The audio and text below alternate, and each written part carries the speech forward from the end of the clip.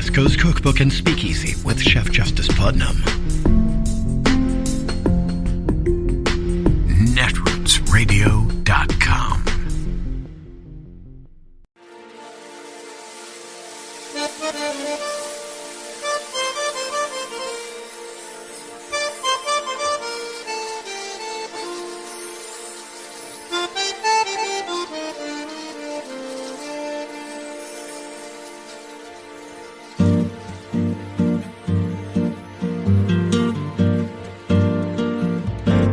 Je voudrais du soleil vert, des dentelles et des théières, des photos de bord de mer, dans mon jardin d'hiver.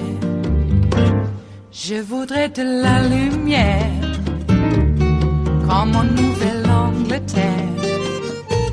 Je veux changer d'atmosphère, dans mon jardin d'hiver. Ma fleur sous la pluie de novembre, tes mains qui courent, je n'en peux plus de t'attendre. Les années passent, il est loin, là je tombe. Nul ne peut nous entendre. Je voudrais du Fred Astaire, revoir un latte. The GOP dialing up the insanity to 11. If that sounds like hyperbole, just watch what happened at the conservative gathering known as CPAC this past weekend. Clearly, they were hoping, the government was hoping, that they could sort of sucker 90% of the population into getting vaccinated, and it isn't happening, right? There's a younger people are well aware of what the risks really are. They are cheering against life-saving medicine for their fellow citizens. They would rather own the libs than save lives. And it's not just vaccines. MAGA's glorious leader going on Fox to rewrite the insurrection, calling it an act of love. Spirit and faith and love. There was such love at that rally. They were peaceful people. These were great people. The crowd was unbelievable. And I mentioned the word love, the love in the air. I've never seen anything like it. And they're tremendous, in many cases, tremendous people. Tremendous people. This is the violence shown in new video evidence released as prosecutors go after alleged rioters. To quote Ashanti and Fat Joe, what's love got to do with it? Got to do with it. It should be about us. It should be about trust. Because these people didn't love America when they attempted to take over the government. Trump is also pushing election lies while attending the CPAC gathering. But if you're watching on Fox News, you may have noticed his own megaphone fact-checking him in real time, putting up this lower third text, the denial from the voting machine companies that dispute Trump's claims.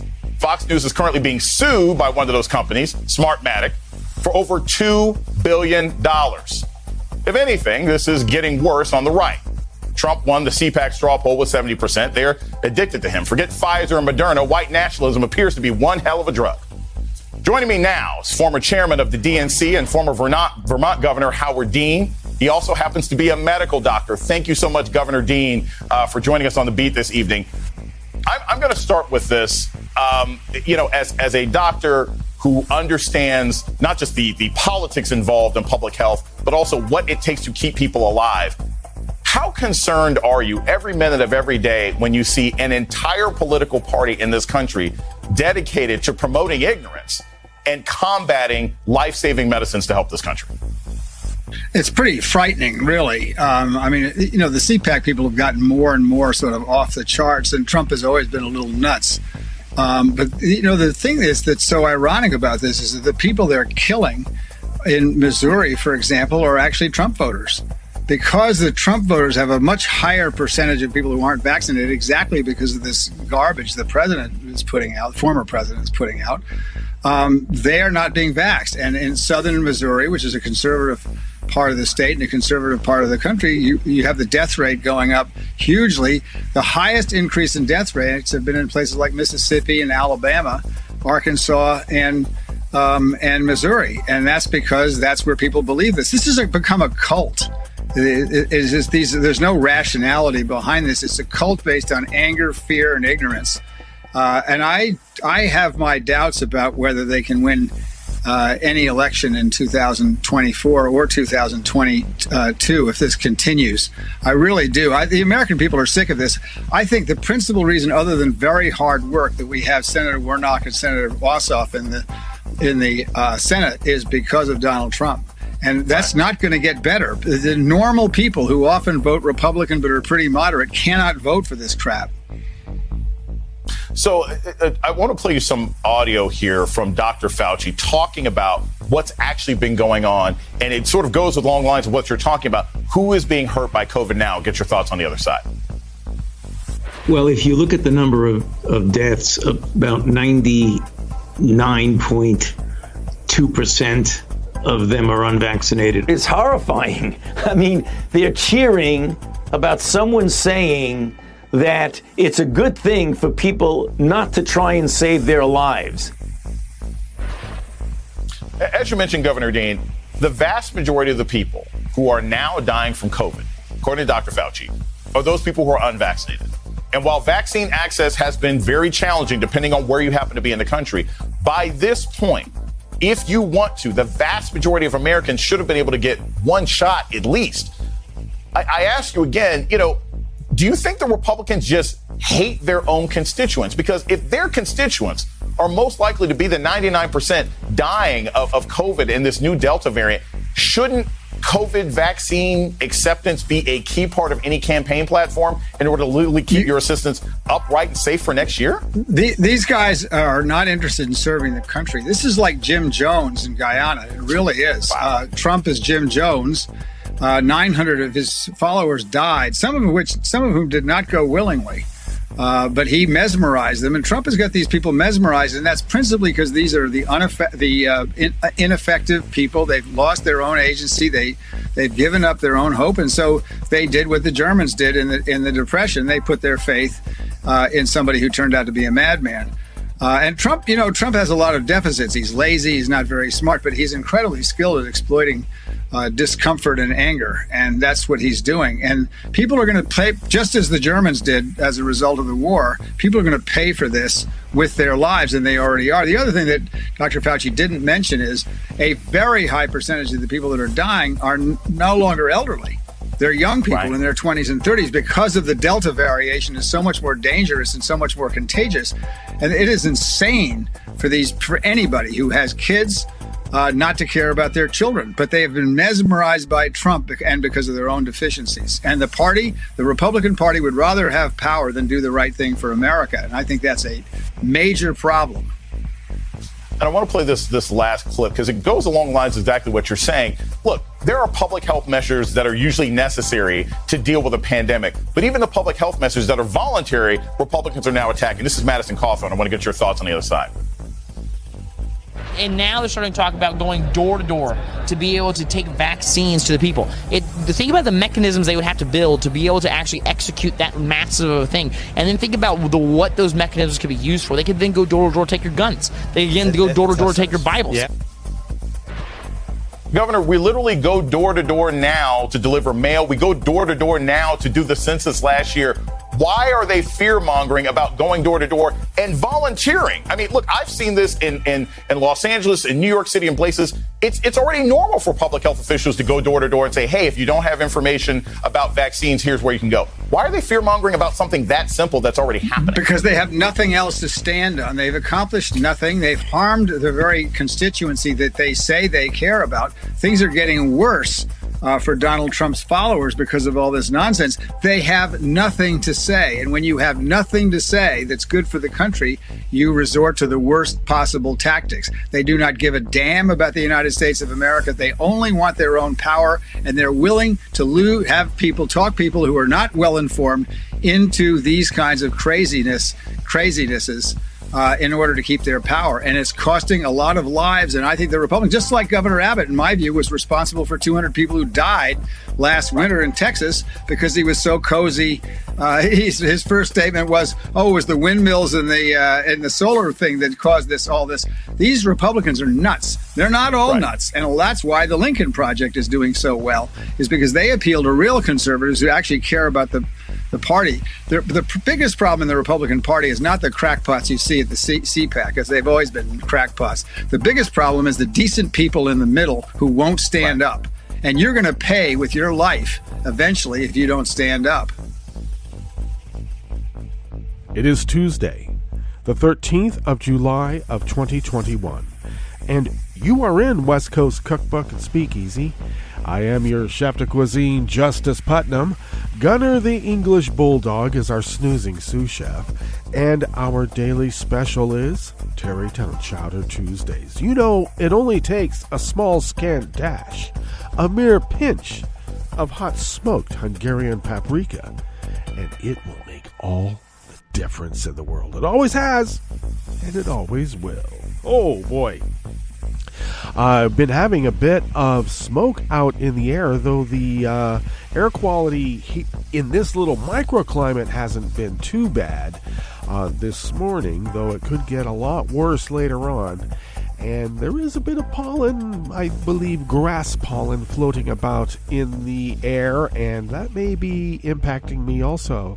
So if you happen to hear a little crack, a little sniffle, I apologize. It's Mother Nature. It's an act of God. Now the smoke, I don't know. Is that an act of God? Nope. That's us paying penance for our sins. Which I guess is an act of God when you technically look at it. Technically. Speaking of technically, listening to Howard Dean, I always get a little pissed off that he was given a pep rally. And he listed off some states.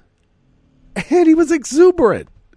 And somehow that was supposed to denote that he was a crazy man. Crazy Howard Dean. Look at him yell.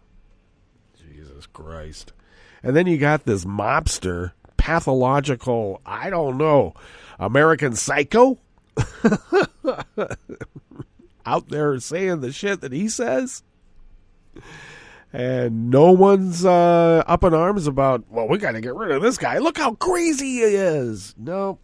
The guy who expresses exuberance is just so untoward. But the guy who says he wanted to execute the guy or gal who leaked the info that he ran to his bunker when the protests were going on.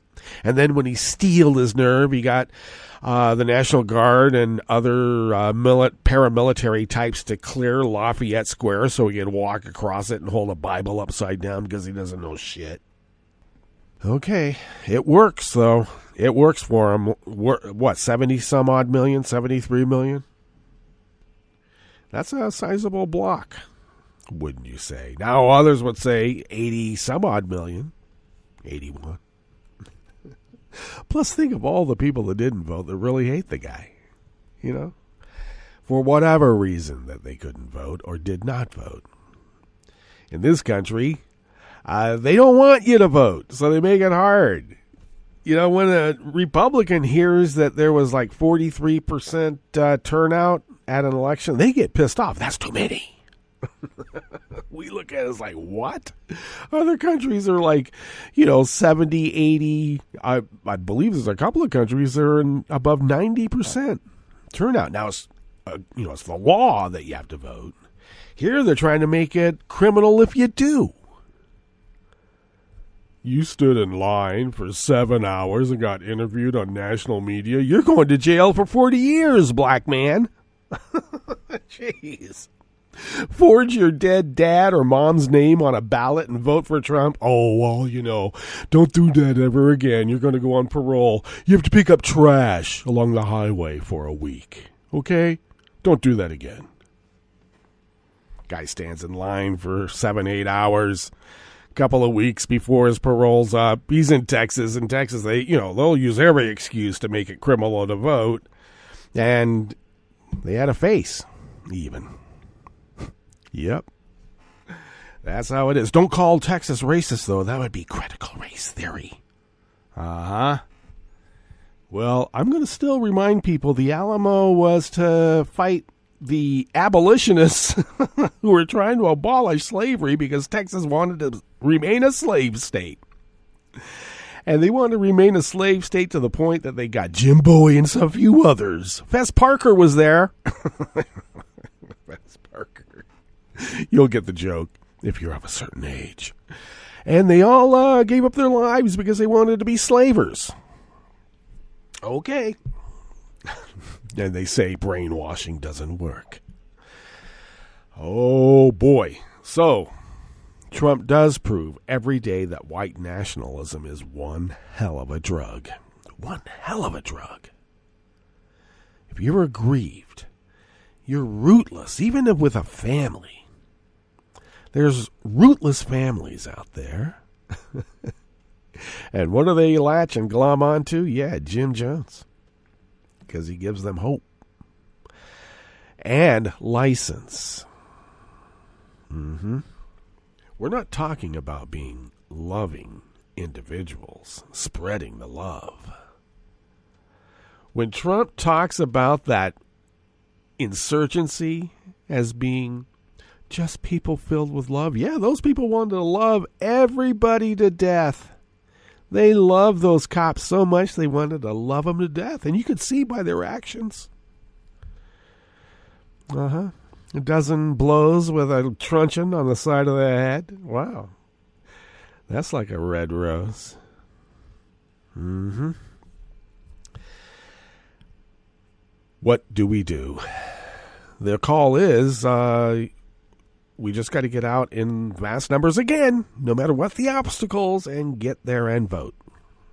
I watched one of the cable shows on MSNBC, which I guess is a cable show. Or a cable station. I don't even need to mention it. But regardless, where the guy, I believe from the Daily Beast, was claiming that he was trying to both sides it. That of course, the Republicans are extreme in their voter suppression efforts, but it's not as extreme as we all make it to be. But the Democrats too, the left, they're just as extreme, and maybe they could tone it down a little bit. I always love that. The Republicans aren't as extreme as they seem, but we liberals, the Democratic voter, we have to tone it down, okay? Because right now we're at the right. We're a little bit more conservative than Eisenhower. Once we get to the left of Eisenhower, all hell is going to break loose, because that's just a step too far to these Nazis. They think Eisenhower policies and that is the most extreme socialist commie stuff that you could ever come across. Yeah, interstate highways. Boy, oh boy. Can't have that. Share something with another person? What are you, a commie? The public square. They hate that. The public square is socialism to them. A bunch of people getting together? No, we want to be in our gated communities, our own backyards, calling it in. And they do.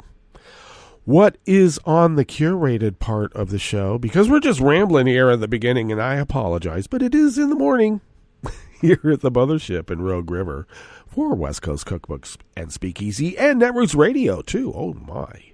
Well, what's on the rest of the menu? GOP lawmakers are mad Biden fired the head of Social Security for damaging the agency. Yeah, the Trump appointed head of Social Security, put there on purpose right in the last bit of Trump's administration.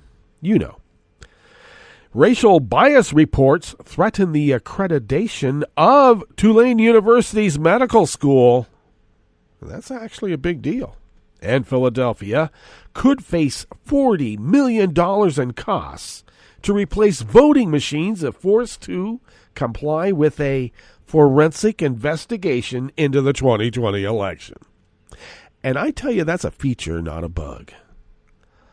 There's a couple of counties, speaking of which, there's a couple of counties in Florida that had some questionable numbers in which, the MAGA people won. And they destroyed all of the digital images of the votes. Why did they do that? Because they're trying to avoid a forensic audit that would actually show that they cheated. And they do that every time. After the break, we move to the chef's table, where healthcare workers in Greece, and I might add France as well, will be suspended if they refuse to get vaccinated under a new mandatory policy as infections surge. And Canada will require detailed risk assessments for university researchers to protect intellectual property and keep sensitive information out of the hands of hostile foreign governments. All that and more on West Coast Cookbook and Speakeasy.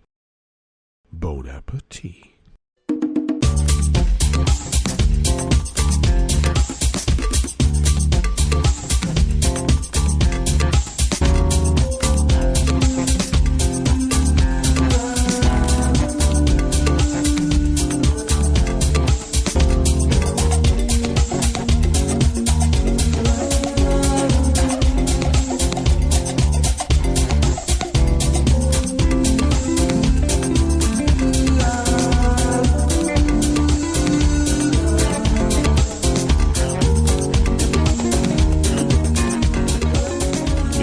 Bottom of our homepage at netrootsradio.com. To the right of the page is the chat room link right by the social media scroll.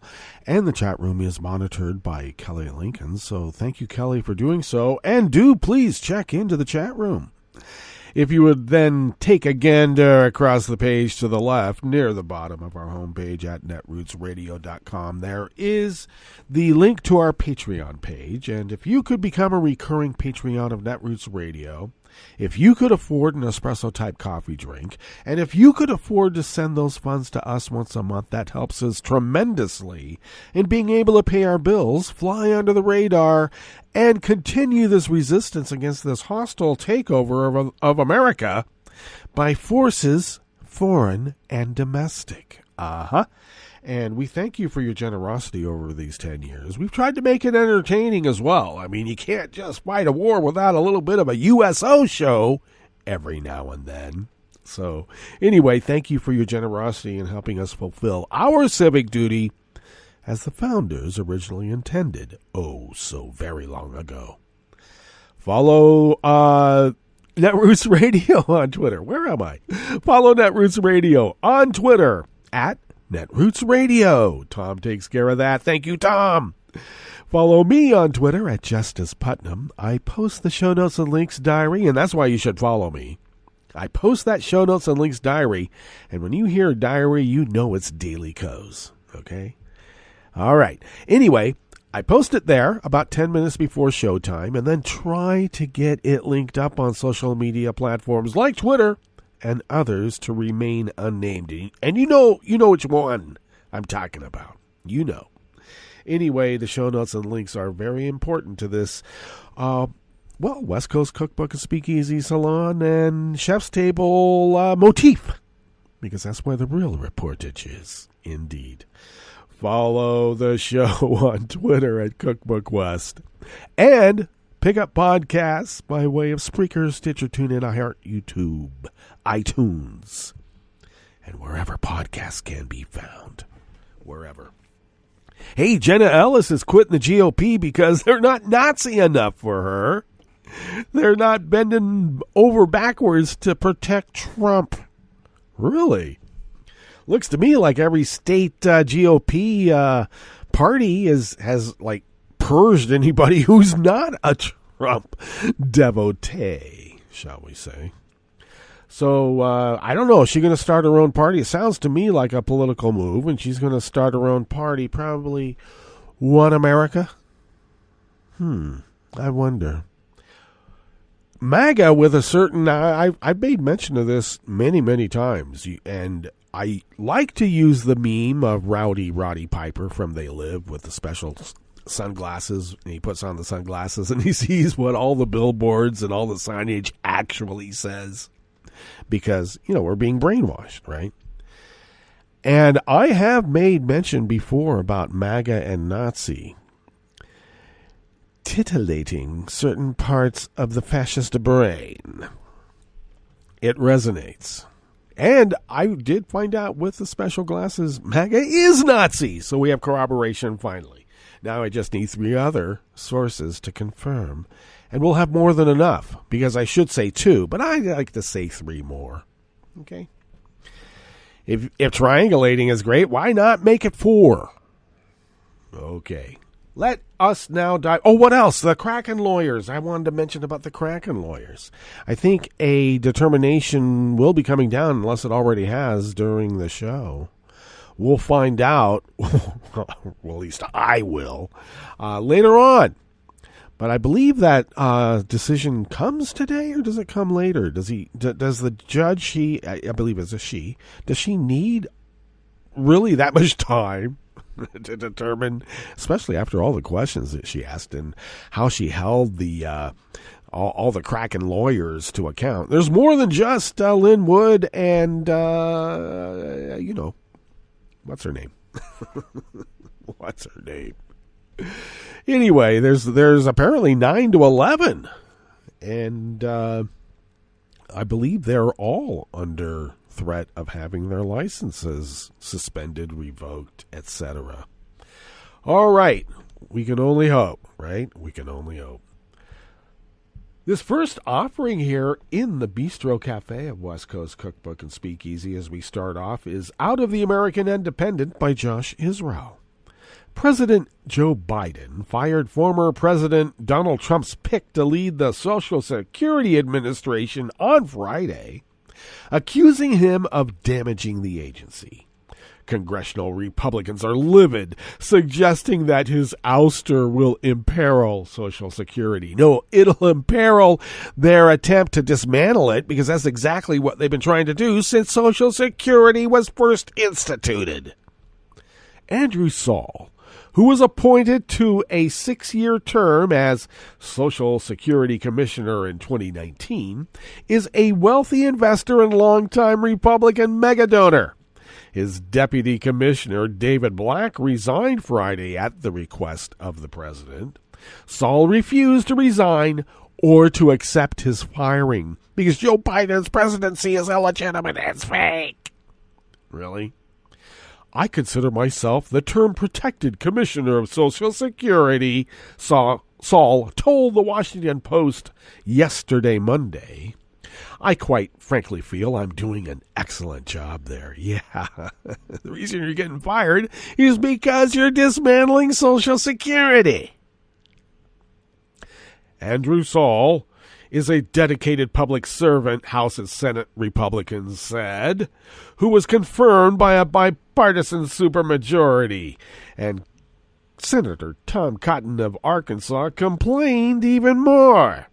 This unprecedented and unjustified move by Joe Biden's put Social Security at risk. This guy went to a Ivy League school to learn how to be a Nazi, apparently. The White House should not ignore the law and put politics over people by removing Social Security Commissioner Saul and Deputy Black just to replace them with partisans. Wait a second. Trump put these guys in the waning days of his administration to F up America. And it seems to be working pretty good. And the insurgent party is giving them succor. Saul and his team have admirably focused on service to beneficiaries and steered the Social Security Administration through the pandemic with success. That was Grassley, and he said in a statement, people don't want the retirement and benefits politicized. They just want an agency that works. We had that under Commissioner Saul. Commissioner Saul was put in the waning days of the Trump administration to F it up. Grassley.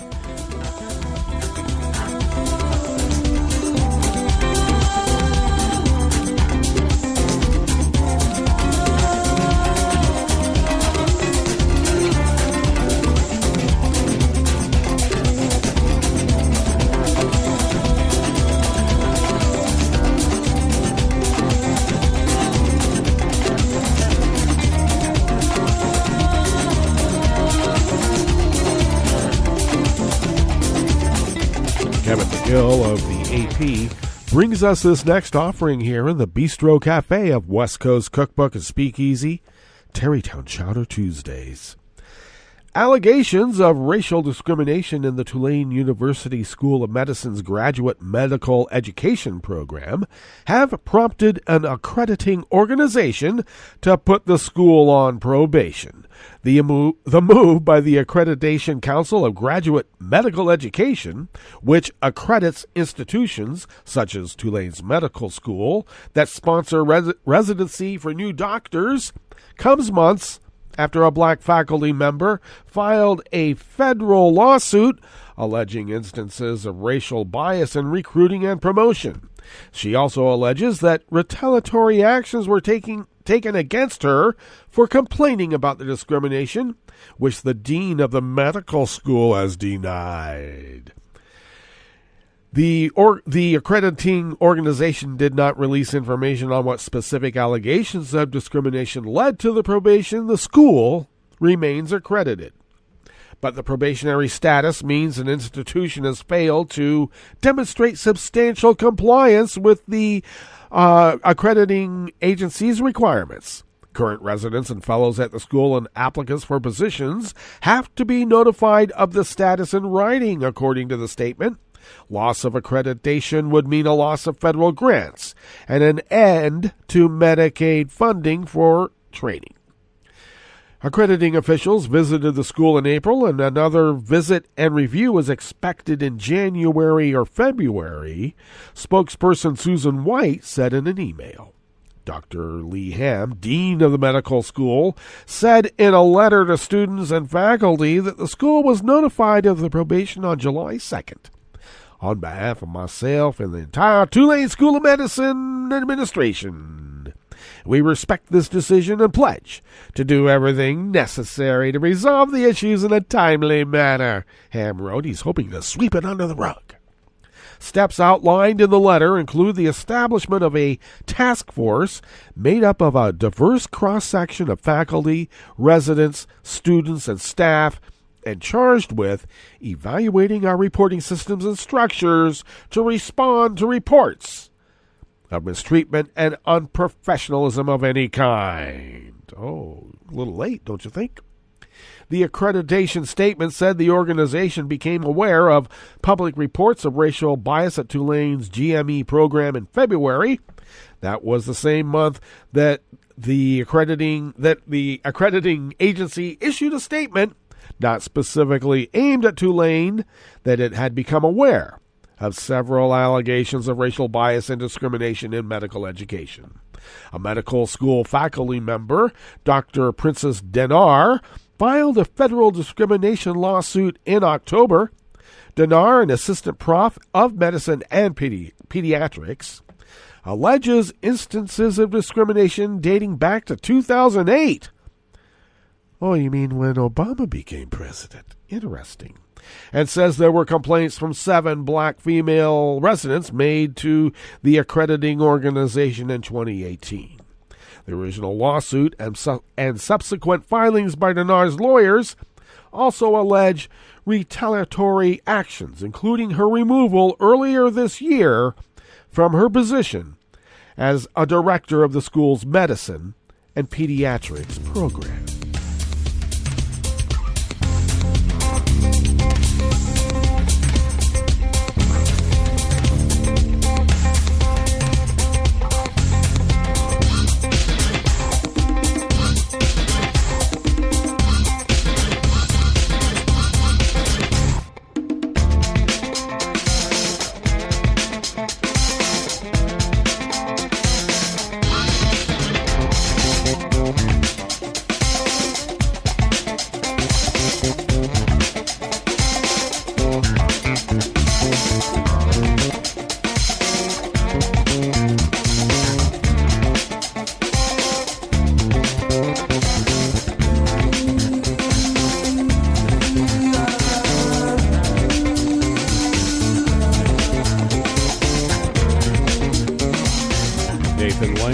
Reuters brings us this final offering here in the Bistro Cafe of West Coast Cookbook and Speakeasy. Philadelphia could face $40 million in costs to replace voting machines if forced to comply with a forensic investigation into the 2020 election launched by a Republican state lawmaker and ally of former President Donald Trump, a city commissioner, told Reuters. The estimate by Philadelphia City Commissioner Al Schmidt, a Republican, highlights the potential burden on taxpayers from State Senator Doug Mastriano's attempt to gain access to election equipment from Philadelphia and at least 2 other counties for inspections, similar to costs that have arisen out of a contentious Republican-led audit of the vote in Arizona. Sounds like a grift. After Mastriano announced his probe last week, the Pennsylvania Department of State issued a directive to the state's 67 counties warning it would decertify any equipment handed over to third parties because the chain of custody would be broken. Democratic President Joe Biden won Pennsylvania by about 81,000 votes, 4 years after Trump's victory there helped propel the Republican to the presidency. Well, that was because of Moscow help, of course. Remember that. Republicans in Pennsylvania and other swing states won by Biden have pursued audits of the November election, repeating Trump's baseless claims that widespread fraud cost him a second White House term. Schmidt, who has repeatedly defended the integrity of the vote count in heavily Democratic-leaning Philadelphia, said Mastriano's request for a wide array of equipment could force the city to replace some $30 million worth of voting machines and an additional $10 million in central programming and tabulation equipment. We just got all our new voting equipment in 2019, so replacing it would be very expensive for taxpayers. Well, they don't care about that. They're Nazis. His estimate is higher than one by Pennsylvania Attorney General Josh Shapiro, who has said Mastriano's investigation could cost the 3 targeted counties, Philadelphia, York, and Tioga, only $30 million. Only. Mastriano, who has increased his profile among conservative voters in part by touting Trump's stolen election claims, did not respond to a request for comment. He said in a statement earlier yesterday, Monday, that the Secretary of State did not have the legal authority to retire election machines after third-party access or to force counties to pay for the new equipment. Spoken like a true Nazi. All right, let's get to our break. And when we get back from that break, we will go through weather from around the world. And we will finish up with the stories that we've curated for you today. You are listening to West Coast Cookbook and Speakeasy, and we will be right back. You are listening to netrootsradio.com. Please hang up and try again.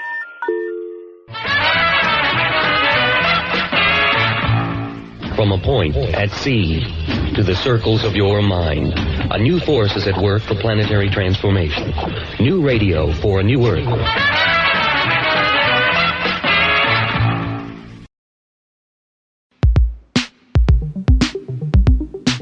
This is Scientific American's 60-Second Science. I'm Karen Hopkin. They say that practice makes perfect. But sometimes, the best practice is not on a keyboard. It's all in your head. Because a new study shows that the brain takes advantage of the rest periods during practice to review new skills, a mechanism that facilitates learning. The work appears in the journal Cell Reports. A lot of the skills we learn in life are sequences of individual actions. Leonardo Cohen, of the National Institute of Neurological Disorders and Stroke, or NINDS. For example, playing a piece of piano music requires pressing individual keys in the correct sequence with very precise timing.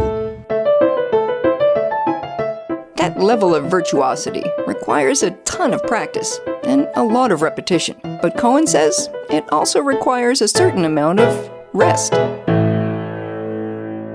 We know from previous research that interspersing rest with practice during training is advantageous for learning a new skill.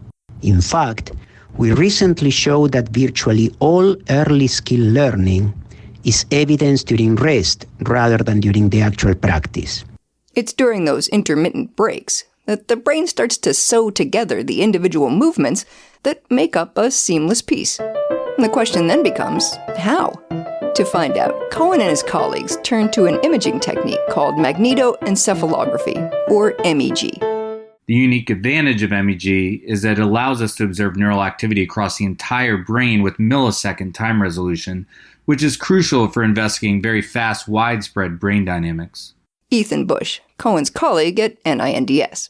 They and their team had 30 volunteers sit inside an MEG scanner, and they asked them to type the sequence 41324 on a keyboard as quickly and accurately as possible.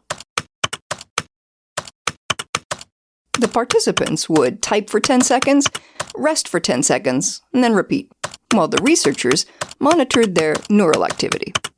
And what we found was really quite interesting. So we actually found that the brain kept replaying much faster versions of the practice activity patterns over and over again during rest. So a sequence that might take 1 second for fingers to type would take just 50 milliseconds for the brain to replay. So that's an impressive 20-fold compression. The regions most active were those involved in controlling movement and representing sequences. And the more often the brain repeated the sequence, the faster the subject improved. When the participants were beginning to learn the skill, they were initially typing about 5 to 6 repetitions of the sequence during each 10 seconds of practice. But during rest, the brain replayed about 25 repetitions of the sequence, and that's a 5-fold increase over the same amount of time. That lightning-quick neural rehearsal supercharges learning and memory. It's as if the brain actively exploits these rest periods to amplify the effects of practice and rapidly consolidate the skill memory. And this actually appears to be the skill binding mechanism that we were looking for. So next time you sit down to practice, give yourself a break, or a lot of little breaks.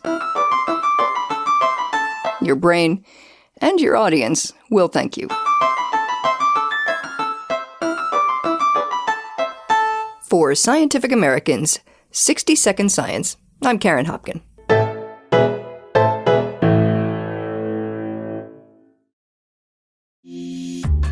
This program is presented by the Centers for Disease Control and Prevention.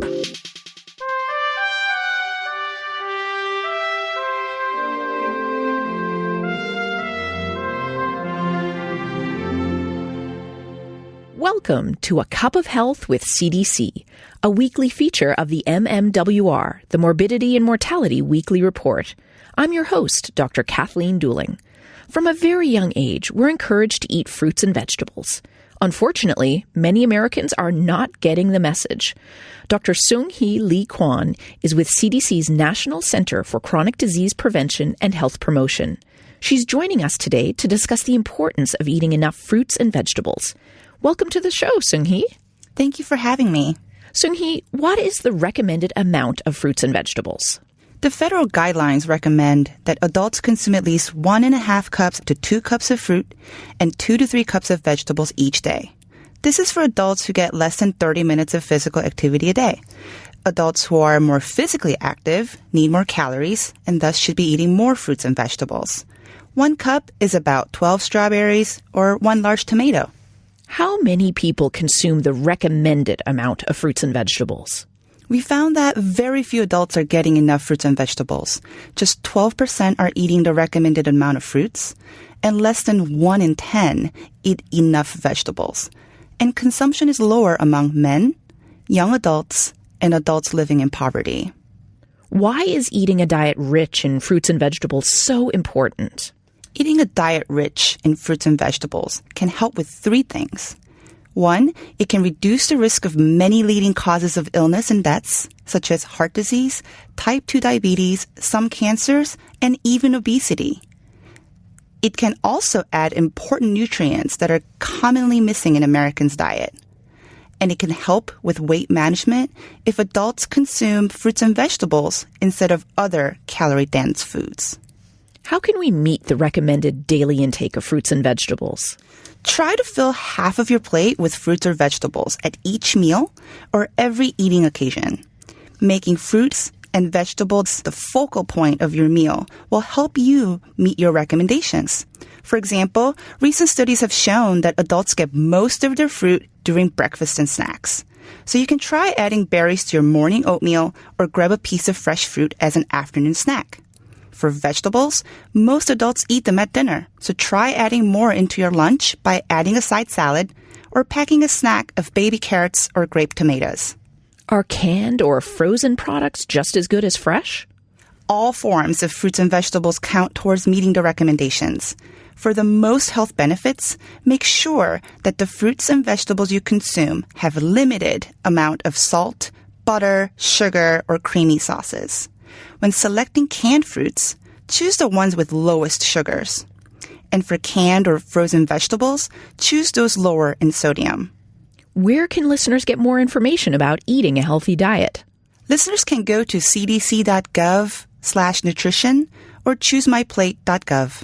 Thanks, Seung-hee. I've been talking today with Seung-hee Lee Kwon about the importance of eating a healthy diet. Eating a diet rich in fruits and vegetables can help reduce the risk of many leading causes of illness and death and add important nutrients to your diet. Make sure you're eating enough.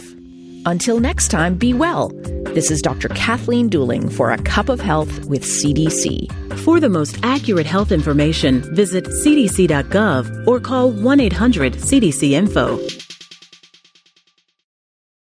A social distancing tip. While the CDC urges you to avoid close contact, like hugging or shaking hands, there are other non-physical ways to say hello. Wave, wink, use sign language, salute, smile, give the peace sign, throw up an air high five, do jazz hands. Remember, stay a minimum of 6 feet or 2 arms length away from others and stay home if you can. For more info, visit coronavirus.gov. Let's all do our part because we're all #AloneTogether. Brought to you by the Ad Council. Hi, it's Tom. Could we humbly suggest your donation to netrootsradio.com? All we've got to run this 24-hour powerhouse of progressive resistance radio is what comes out of our own wallets. And you are our biggest donor. It doesn't take much, $3, $5. Just go to the bottom of our netrootsradio.com page and hit our secure donate button. Heck, you can even make a recurring contribution. So donate what you'd like at the bottom of our netrootsradio.com's homepage. Because you are our biggest donor. netrootsradio.com. Together, we are Resistance Radio.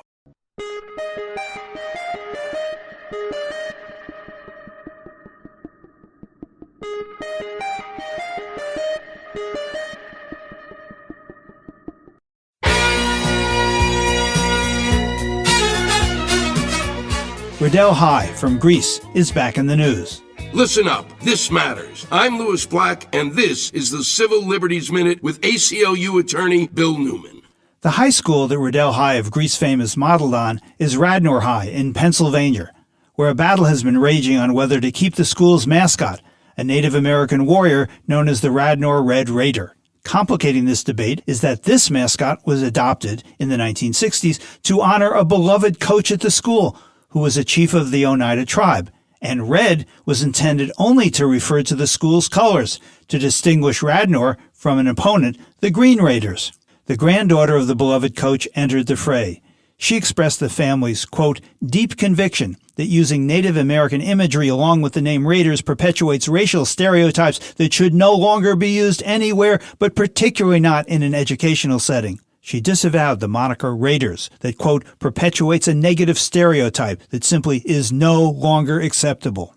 The school board voted 9-0 to remove all the Native imagery and 8-1 to stop using the Raider name, and then the students voted, and Radnor High teams will henceforth be called the Raptors. Congratulations to the school board, the community, and the students of Radnor High. Go Raptors! The Civil Liberties Minute is made possible by the American Civil Liberties Union because freedom can't defend itself. I'm Rick Smith, and this is Labor History in 2. On this day in labor history, the year was 1995. That was the day 2,500 pressmen, reporters, drivers, and clerks went out on strike against the Detroit News and the Free Press. Both newspapers had created a virtual monopoly in 1988 by merging their advertising and circulation departments into the Detroit Newspaper Association. Even as the DNA raked in record profits, they forced years of concessions, including wage freezes and layoffs. When the association implemented a merit pay raise system, the newspaper guild voted to strike. 5 other unions, including CWA and the Teamsters, soon followed. The newspapers, however, were ready. Just before the strike, they cut off the dues checkoff. They also contracted with the company Alternative Workforce to provide scabs. They also hired private security guards from Huffmaster and Vance International to enforce the scab herding. A solid union boycott cut revenues for both newspapers. On August 19th, hundreds of strikers stopped scabbing until police attacked the picket lines, breaking arms and arresting at least 4. Then, on Labor Day weekend, thousands of strikers and supporters successfully repulsed police forces amassed from across the state to break up the picket lines. By mid-September, both newspapers were forced to airlift the Sunday edition until strike-breaking injunctions limited picket lines. Over 100 had been arrested over the course of several weeks. Unable to stop production, strikers gradually returned to work until the strike was finally called off in February of 1997. In his 2-volume set, Workers in America, Robert Weir notes that many labor activists criticized strike tactics. They argued direct action to stop production should have been the priority rather than boycotts and political pressure. Once the strike ended, the DNA claimed all but a few had forfeited their jobs.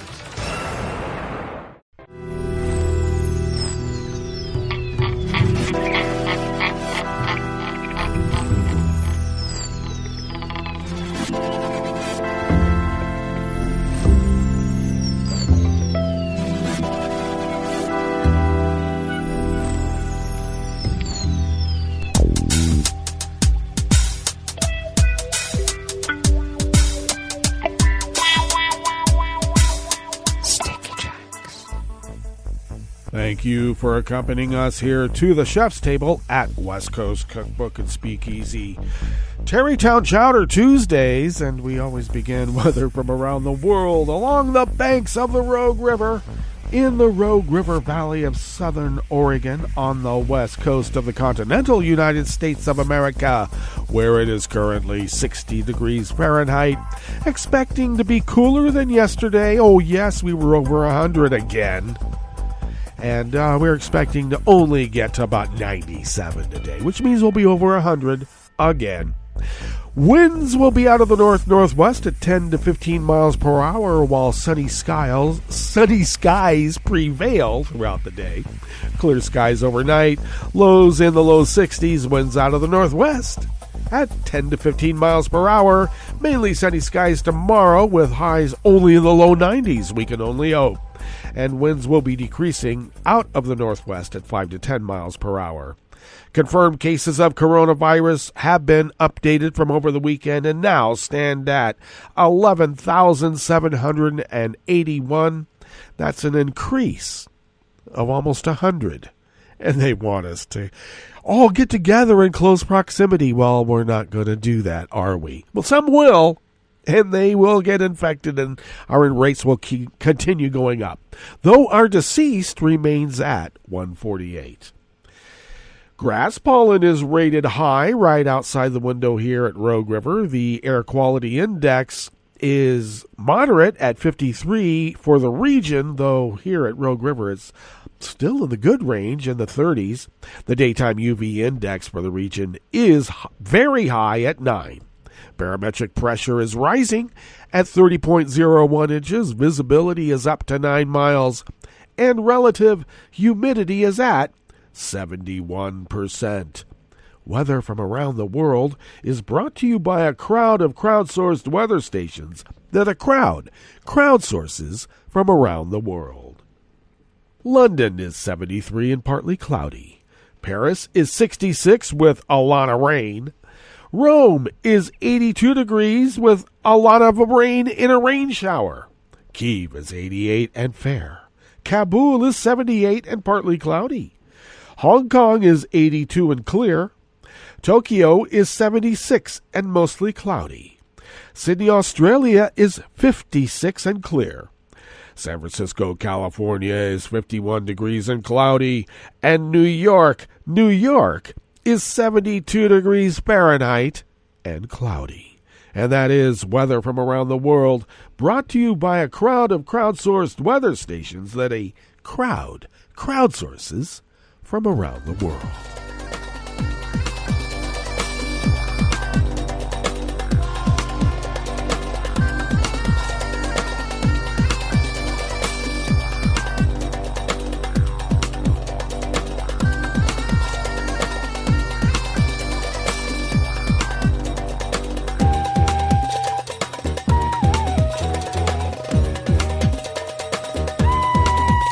Derek Katopoulos of the Associated Press brings us this first amuse-bouche here at the chef's table at West Coast Cookbook and Speakeasy.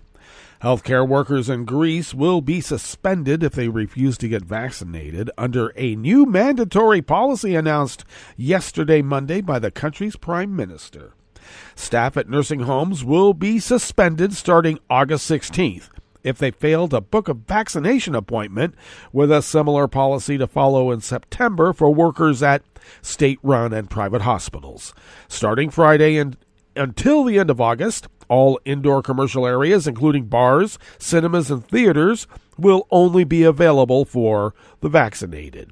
About a year and a half, no one can claim ignorance about the coronavirus anymore, the Prime Minister said in a televised address. The country will not shut down again due to attitude adopted by certain people. It's not Greece that's a danger, but unvaccinated Greeks. The new restrictions will apply nationwide, including the Greek islands and other key tourism destinations.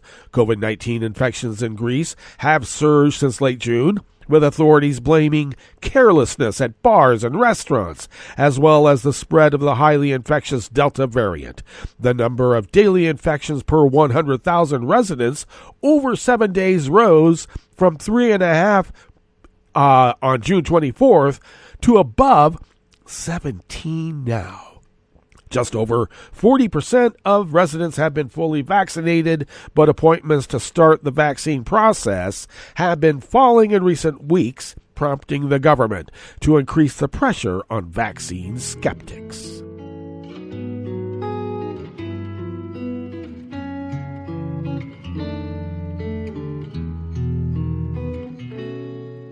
Je te donne, c'est mon amour pour la vie entière.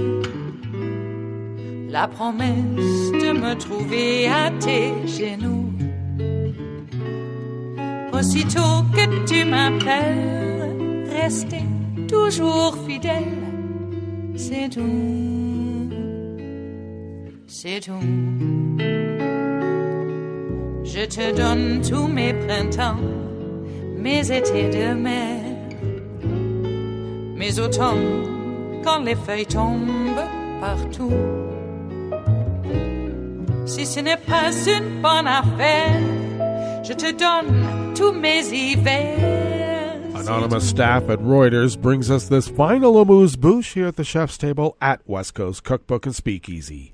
Canada said it would require detailed evaluations of university research partnerships in order to protect intellectual property rights and keep sensitive information out of the hands of foreign governments. The new research guidelines detailed in a government statement come as foreign spying and interference in Canada hit Cold War levels last year, in part because of vulnerabilities caused by the COVID-19 pandemic. By requiring that risk assessments be submitted with research funding requests, these new mandatory guidelines will help protect Canadian research knowledge and intellectual property. We will not take chances with Canada's national and economic security. Projects that are deemed high risk or where the risk cannot be mitigated will not be funded, Innovation Minister François-Philippe Champagne said in a statement. Conservative opposition leader Aaron O'Toole has attacked Liberal Prime Minister Trudeau's government in recent weeks for not sharing more details of a case in which 2 Chinese researchers were removed from Winnipeg's National Microbiology Laboratory in 2019. The Royal Canadian Mounted Police are investigating. Well, that brings us to the end of our broadcast period for the day. But you do know Netroots Radio broadcasts on, and we'll meet up tomorrow for Smothered Benedict Wednesdays. So do stay tuned to Netroots Radio all day and all night for all the breaking news as it breaks. And we'll meet up here tomorrow, right here in West Coast Cookbook and Speakeasy. Bon appetit.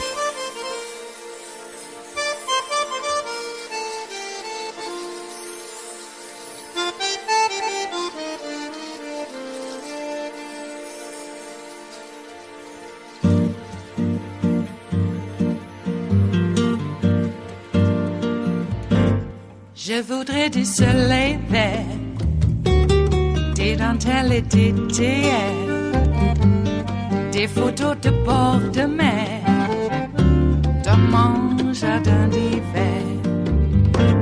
Je voudrais de la lumière, comme en Nouvelle-Angleterre.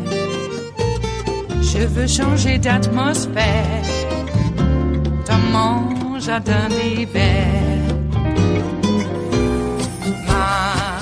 Ma fleur sous la pluie de novembre, tes mains qui courent, je n'en peux plus de t'attendre.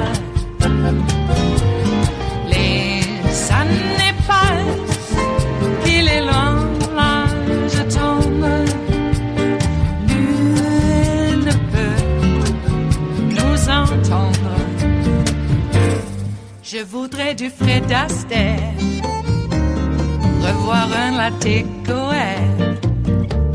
Je voudrais toujours te plaire dans mon jardin d'hiver. Je veux déjeuner par terre, comme au long de golfe clair. T'embrasser les yeux ouverts dans mon jardin d'hiver.